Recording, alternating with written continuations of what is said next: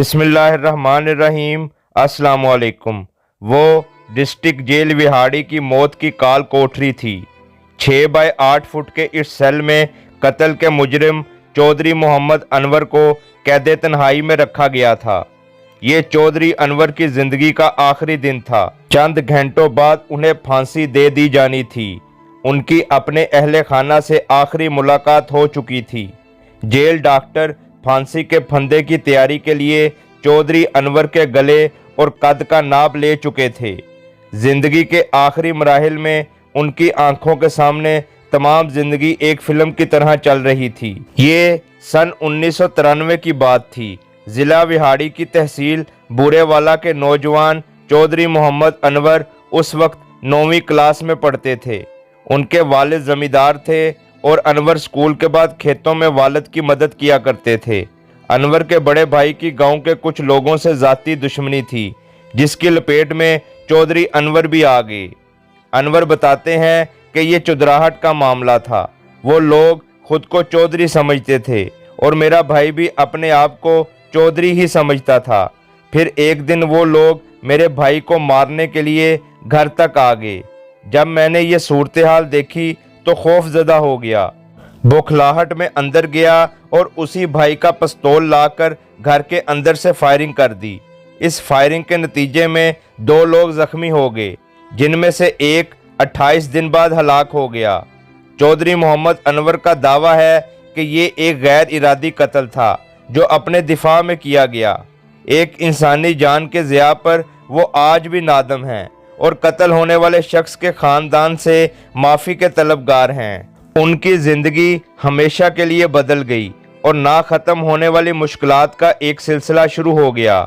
साल हा साल पेशियां भुगतने के बाद सन 1998 में सेशन जज ने उन्हें सजाए मौत सुना दी।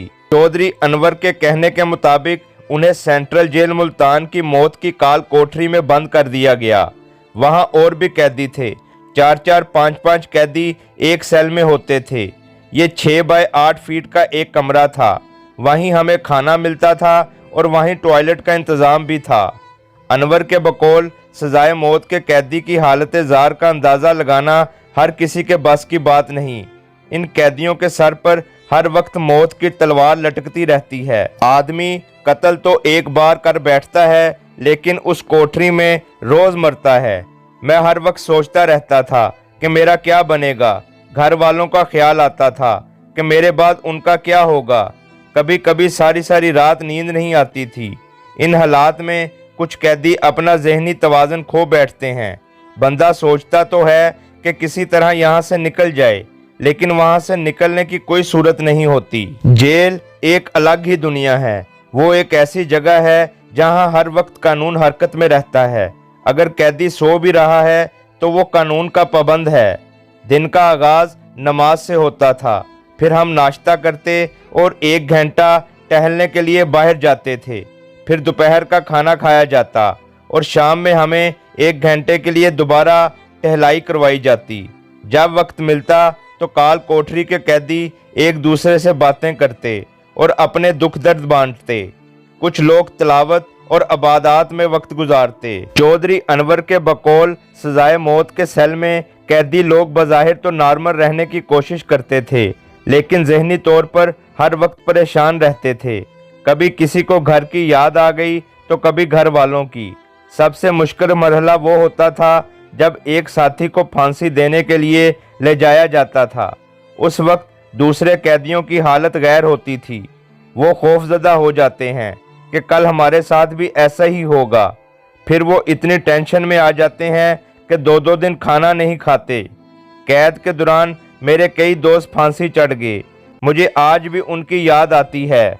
चौधरी अनवर को शायरी का शौक तो जेल जाने से पहले ही था, लेकिन कैद में वक्त मिला तो खुद भी शेर कहने लगे और सरवत तखल्लुस इख्तियार किया। शाकर शुजा आबादी उनके पसंदीदा शायर हैं। कैद के दौरान शायरी के साथ साथ चौधरी अनवर ने मुख्तलिफ अखबारों में कालम भी लिखे।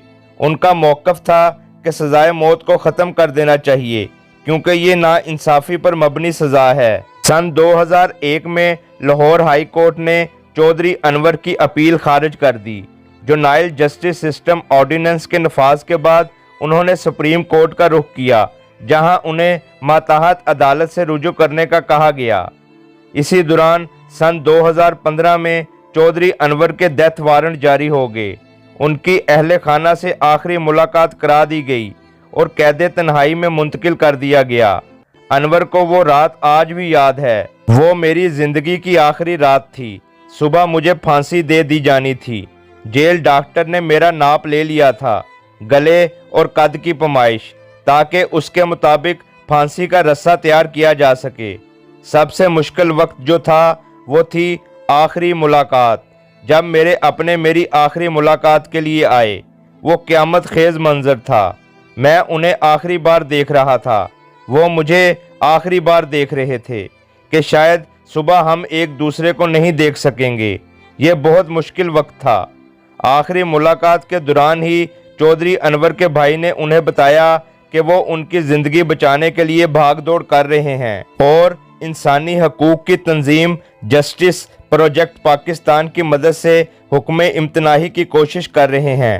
بلا آخر کوششیں رنگ لائیں اور رات 10:30 بجے عدالت نے سزا پر عمل درآمد روک دیا۔ اس آخری رات کے بارے میں بعد میں چودھری انور نے جیل میں ہی یہ اشعار کہے: کوئی لختے جگر ماں کا، کسی کی آنکھ کا تارا، یہ دنیا چھوڑنے کو ہے کسی کو جان سے پیارا۔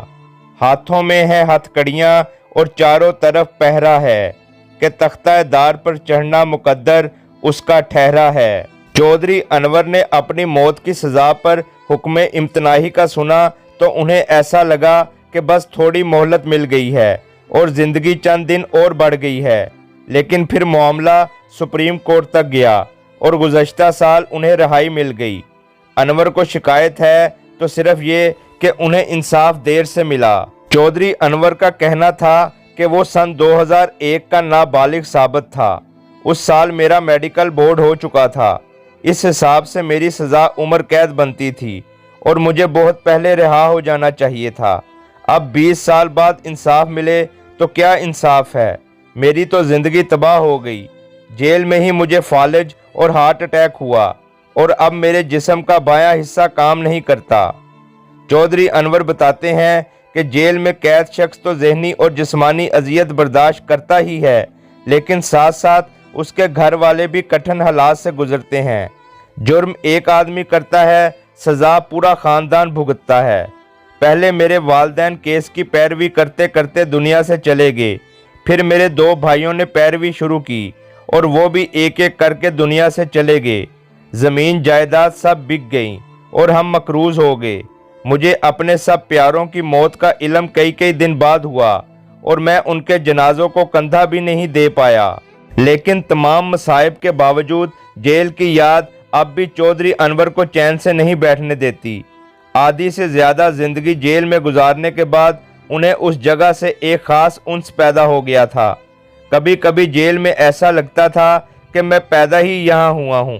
رہائی کے بعد جب میں جیل کے دروازے سے باہر نکلا تو ایسا لگا کہ یہ دنیا پہلی بار دیکھ رہا ہوں، ایسے جیسے ایک بچہ پیدا ہوتا ہے۔ جب میں جیل گیا تھا تو نہ موبائل فون تھے، نہ ہی جدید طرز کی گاڑیاں اور نہ ہی انٹرنیٹ۔